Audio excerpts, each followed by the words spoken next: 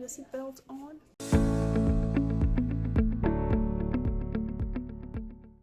So we're traveling a few days ago, and when I sat in the car, one of the instructions I received was, put on your seatbelts. I did. And when I strapped it, I realized it restricted my movements. I sometimes didn't feel comfortable because I couldn't stretch as far as I wanted to stretch. I couldn't move my body as I would have been able to do if I didn't have the seatbelt on. But then another realization occurred.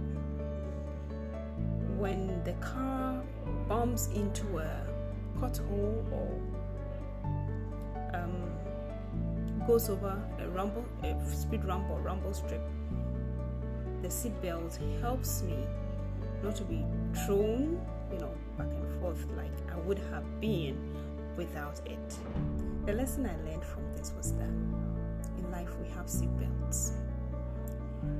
The number one seatbelt you can have on in this life is to surrender your life to Christ.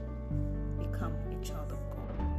And becoming a child of God means that you are now a new creation in Christ. That also means that you cannot do all the things that everyone else in the world is doing. You become restricted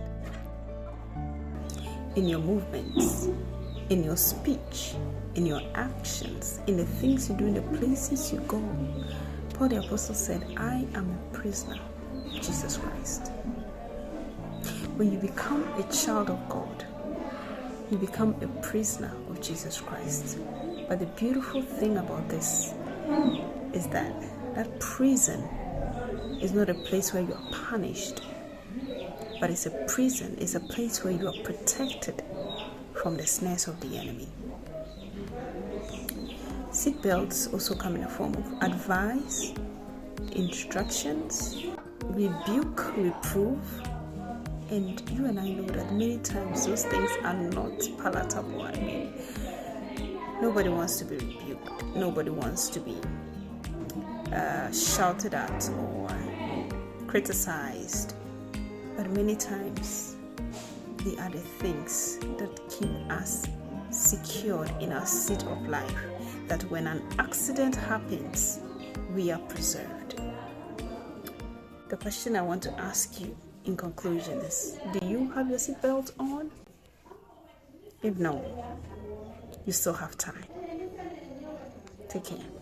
Now until next time, please watch, like, share, and give your life to Christ if you haven't.